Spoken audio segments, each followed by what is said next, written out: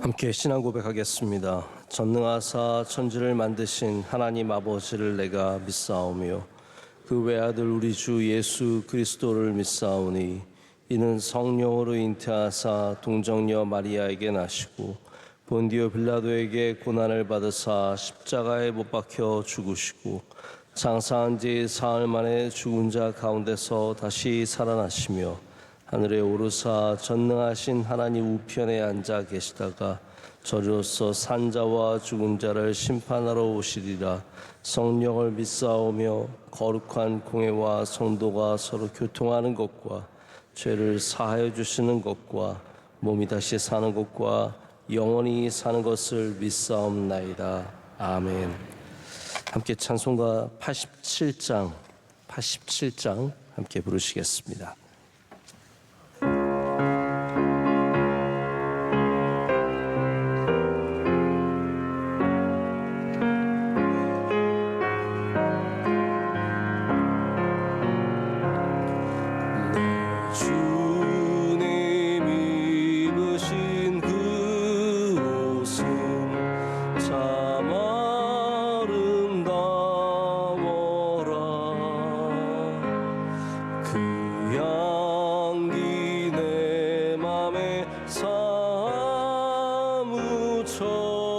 내 기쁨 되도다. 시온 성보다 더 찬란한 저 천성 떠나서 이 세상 오신 예수님 참 내 구세주. 내 주는 쓰라린 고통을 다 견디셨도다. 주 지신 십자가 대할 때 나 눈물 흘리네. 시온 성보다 더 찬란한 저 천성 떠나서 이 세상 오신 예수님 참 내 구세주. 내 주님 입으신 귀한 옷 나 만져보았네. 내 발이 죄악에 빠질 때 주 나를 붙드네. 시온 성보다 더 찬란한 저 천성 떠나서 이 세상 오신 예수님 참 내 구세주. 내 주님 영광의 옷 입고 문 열어주실 때 나 주님 나라에 들어가 영원히 살겠네. 시온 성보다 더 찬란한 저 천성 떠나서 이 세상 오신 예수님 참 내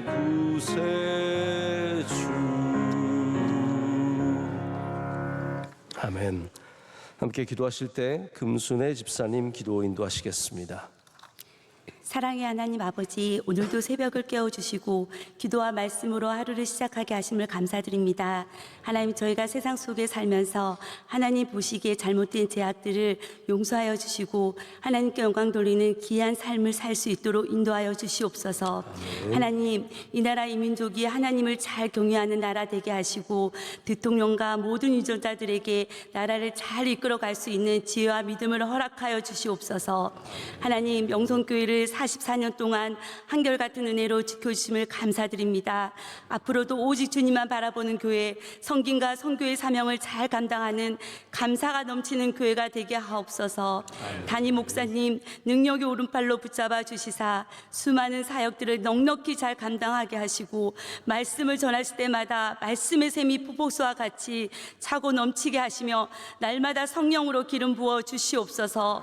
올로 목사님 영육의 강건함으로 더하여 주시고 비전선교와 군선교 위에 함께하여 주시사 가시는 곳곳마다 하나님의 사랑이 전해지며 많은 열매를 맺을 수 있도록 힘과 능력으로 채워주시옵소서. 하나님, 세계 열방에 나아가 사명 감당하시는 선교사님 한 분 한 분을 건강으로 지켜주시고 하시는 사역마다 하나님의 복음의 능력이 온전히 나타날 수 있도록 함께하여 주시옵소서. 명성교회 수많은 국류의 선교지와 군선교, 병원선교, 교도소 선교, 학원 선교와 C채널을 통한 방송 선교까지 크신 은혜로 함께하여 주시옵고 맡겨진 복음의 사명을 잘 감당하게 하옵소서. 오늘도 말씀 전하시는 담임 목사님의 귀한 말씀을 통해 큰 은혜 받고 오늘 하루도 감사와 기쁨이 넘치는 삶이 되게 하옵소서. 이 모든 간구를 우리를 사랑하시는 예수님의 이름으로 간절히 기도드립니다. 아멘. 아멘.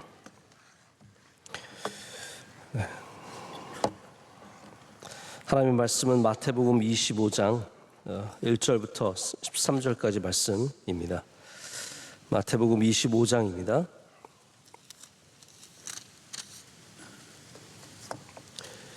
1절부터 13절까지 좀 길지만 우리 한 절씩 교독하면서 읽겠습니다. 그때 천국은 마치 등을 들고 신랑을 맞으러 나간 10 처녀와 같다 하리니 미련한 자들은 등을 가지되 기름을 가지지 아니하고 신랑이 더디움으로 다 졸며 잘세.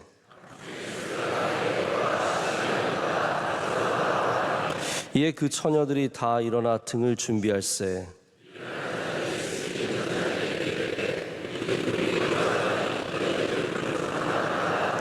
슬기 있는 자들이 대답하여 이르되 우리와 너희가 쓰기에 다 부족할까 하노라. 차라리 파는 자들에게 가서 너희 쓸 것을 사라 하니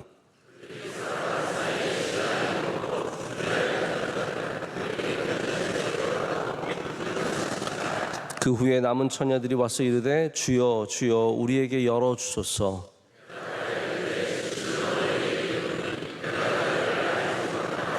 다 같이요. 그런즉 깨어있으라. 너희는 그날과 그때를 알지 못하느니라. 아멘. 오늘 슬기로운 그리스도인이 되는 법이라는 제목으로 하나님 말씀 나누겠습니다. 오늘 말씀은 제가 갖고 있는 성경에는 10 처녀 비유라는 부제가 붙어 있습니다. 자, 그러면 정말로 10 처녀 비유일까요? 사실 여기에 나오는 여자라고 하는, 처녀라고 하는 이 성의 정체성은 그렇게 사실 특별한 의미를 갖고 있지 않습니다.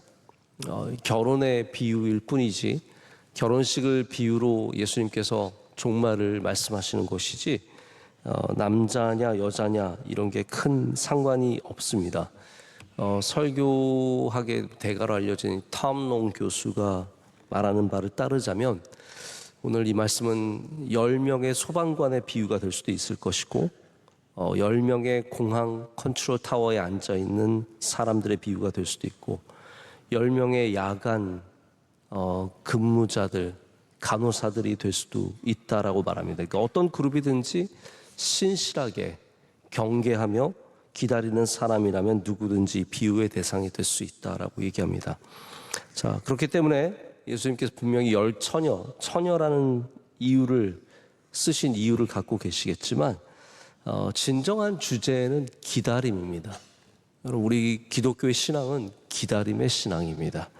얼마나 잘 기다릴 수 있느냐, 그리고 그 기다림을 어떻게 살아가느냐가 우리의 진정한 정체성과 깊은 관련을 갖고 있습니다.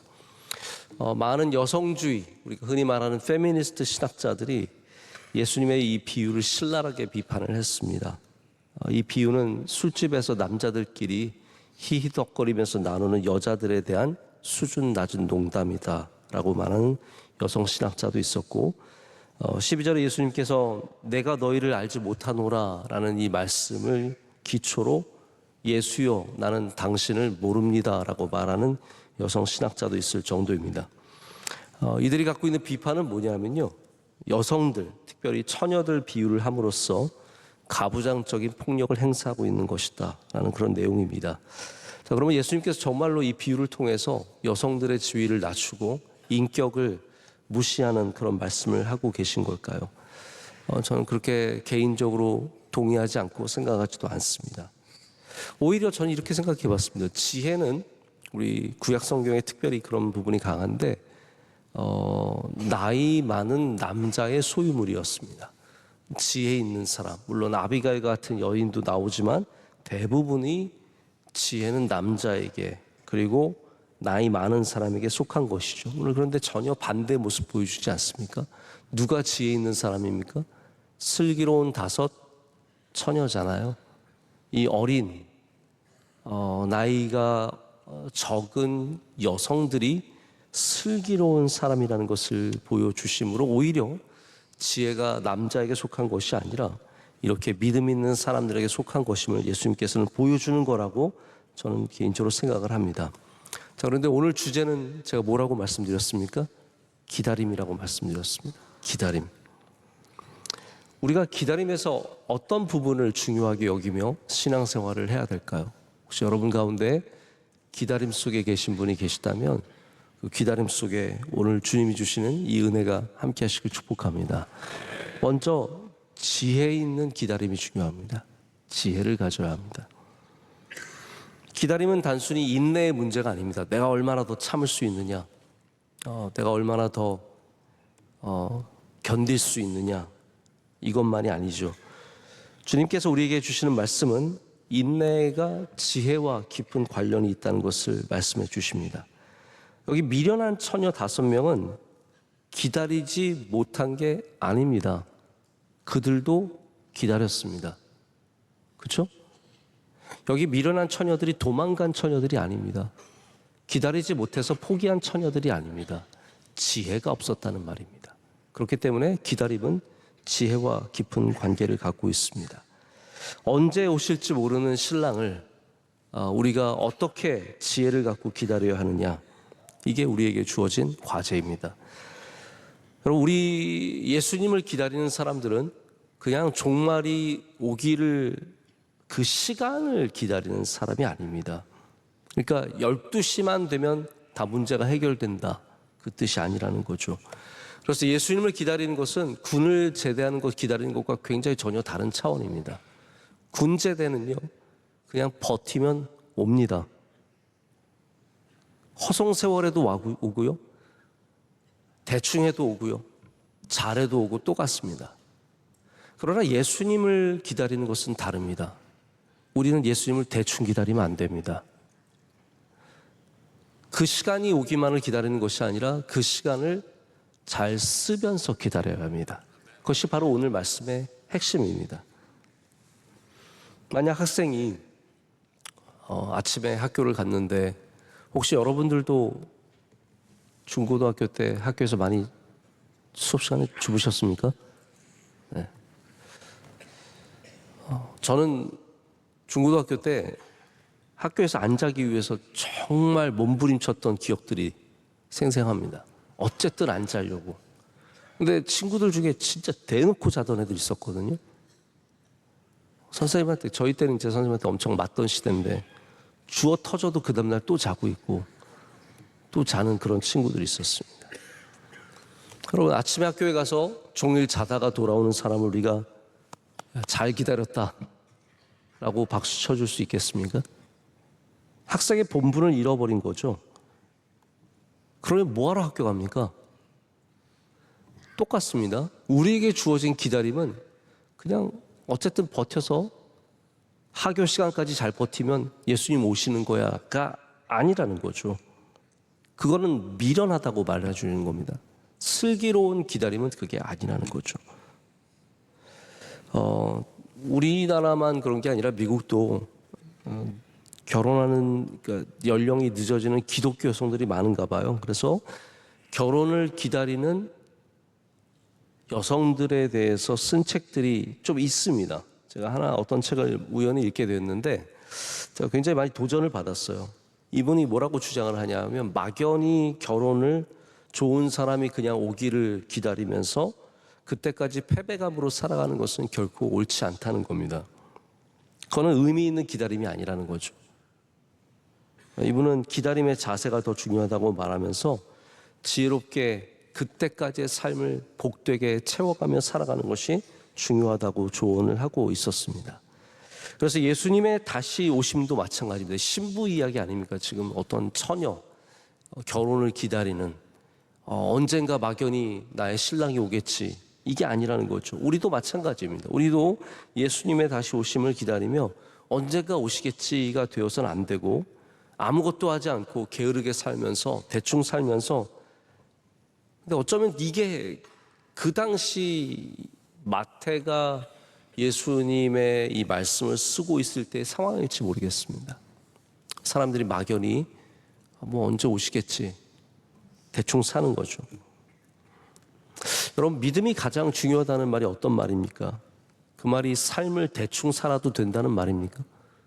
자, 우리 명성교회에서 가장 앞선에서 열심히 섬기시는 분들을 보면은 믿음만 좋은 분들은 별로 없습니다.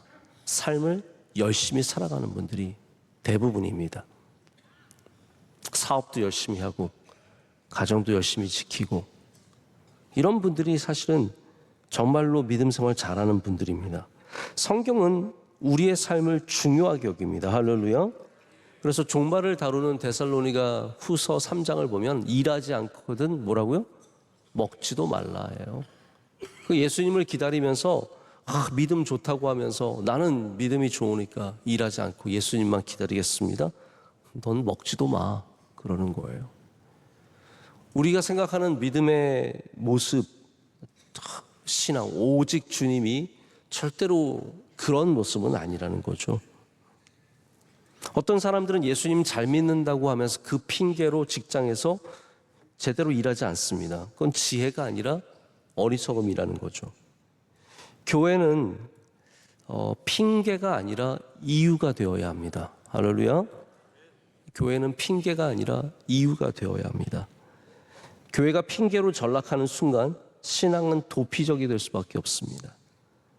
신앙은 우리가 오늘을 더 힘있게 살아가는 능력입니다. 우리는 기다리는 사람들입니다. 그것이 신앙의 정체성입니다. 하지만 우리는 지혜롭게 기다리는 사람들 되어야 할 줄로 믿습니다. 자, 두 번째는 기름을 반드시 준비하는 기다림이 되어야 합니다. 3절에 미련한 자들은 등을 가지되 기름을 가지지 아니하였다라고 말하고 있습니다. 그래서 나중에 기름이 뚝 떨어지죠. 불이 꺼졌습니다. 반면에 4절에 슬기 있는 자들은 그릇에 기름을 담아 등과 함께 가져왔더니 이 로마 시대의 등 여러분 아시죠? 예수님 시대의 등은 이게 안이 많지 않습니다. 그래서 한 몇 시간 지나가면 기름이 다 뚝 떨어지는 거죠. 그러니까 따로 기름을 가져가서 준비해 둔 사람입니다. 여러분 이 기름을 뭐로 봐야 할까요? 새벽에 한번 여러분도 저와 고민을 한번 해보세요. 좀 제발 듣지만 마시고 한번 고민을 해보세요. 기름이 뭘까요? 뭘 우리가 준비해야 될까요? 뭐 전도하라는 말입니까? 아니면 성령 충만한 말? 저는 이 기름이 늘 이제 성령 충만과 깊은 관련이 있으니까 성령 충만으로 해석해도 무리는 없을 것 같습니다. 그러나 우리가 이 기름을 바로 보려면 마지막에 어떠한 일이 일어나는지를 한번 봐야 합니다. 그리고 이 마지막에 사실 우리가 이 말씀을 보면 예수님이 좀 각박하게 느껴져요. 뭐라고 하냐면 슬기로운 처녀들이 이제 다 들어가고 미련한 처녀들은 기름 사러 갔다가 문이 닫혔어요. 문이 닫혔어요. 어제 저희 이제 노회를 했는데 노회할 때 광고하시는 목사님이 이제 문을 닫으십시오 그러는 거예요. 그래서 저 말 멋있다. 나도 예배 시간에 이제 문을 닫으십시오. 늦게 오신 분들은 들어올 수 없습니다. 굉장히 멋있을 것 같다 생각을 혼자서 해봤습니다. 저는 문을 닫지 않습니다. 그러나 문이 닫힌 거예요. 그래서 주여 주여 키리에 문 좀 열어주십시오 라고 하는데 뭐라고 얘기합니까? 진실로 내가 너에게 이르노니 내가 너희를 알지 못하노라. 예수님은 문 열어주셔야 될 거 아니에요? 어떻게 생각하세요? 자, 또 생각해 보세요. 어떻게 생각하세요? 솔직히 뭐라고 생각하세요? 이거 좀 너무 아쉽다. 예수님 좀 열어주시면 좋을 텐데 라고 생각할 수 있지 않겠습니까? 그런데 자, 이 말씀을 여기에 단독적인 사건으로 보시면 안 되고요. 이 말씀을 우리는 산상수훈에서 똑같은 말씀을 발견하는 바로 그 자리를 찾아야 합니다. 7장의 산상수훈에 예수님께서 좋은 나무가 좋은 열매를 맺고 나쁜 나무가 나쁜 열매를 맺는다고 하시면서 오늘 본문 말씀과 똑같은 말씀을 이미 하셨습니다. 그게 핵심입니다. 바로 그거를 여기다 가져다가 말씀하시는 거예요. 제가 그냥 쭉 읽어드릴게요. 21절부터 쭉 나오는데 이렇게 하십니다. 나더러 주여 주여 하는 자마다 다 천국에 들어갈 것이 아니요 다만 하늘에 계신 내 아버지의 뜻대로 행하는 자라야 들어가리라.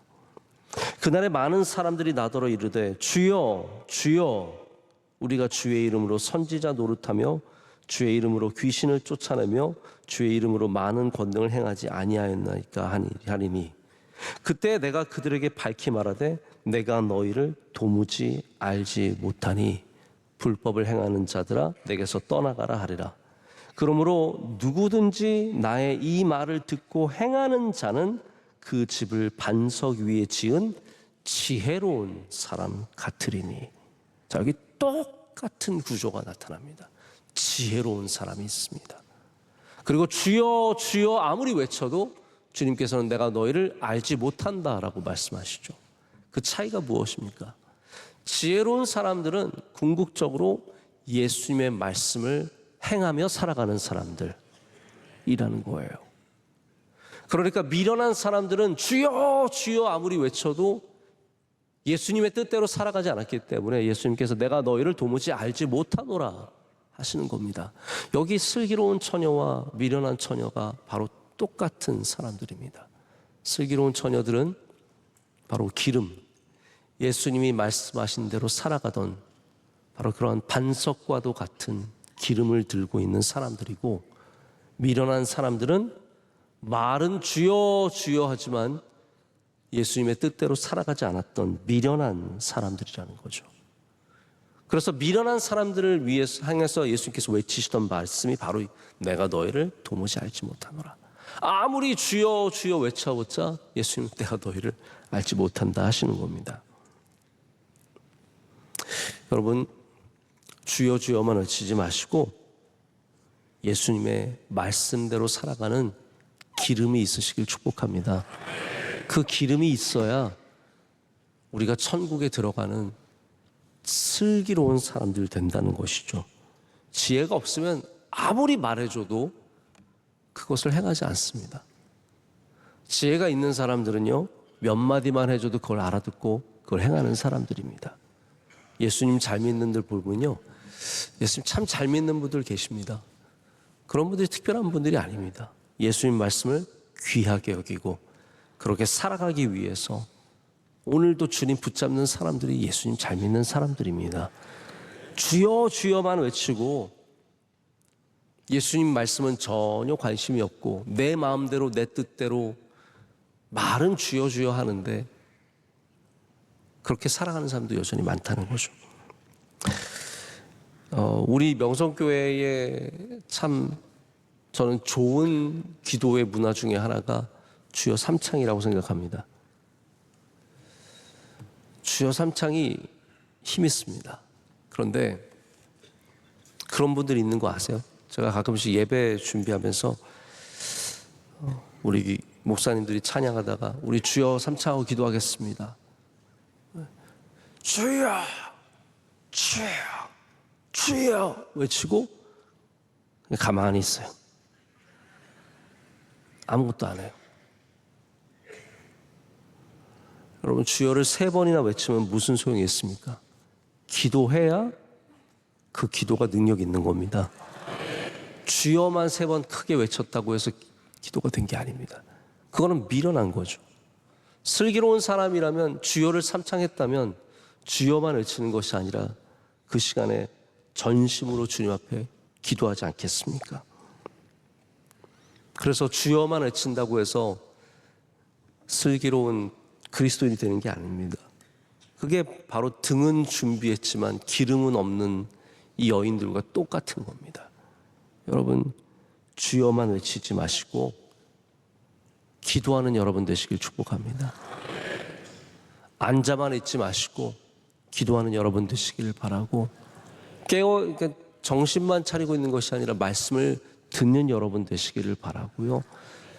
여러분의 삶이 기름이 준비된 삶, 바로 슬기로운 삶이 되어서 여기 있는 여러분 모두는 지혜 있는 자같이 반석 위에 서서 창수가 와도 든든히 서 있는 그러한 반석 위에 지어진 집 되시기를 축복합니다.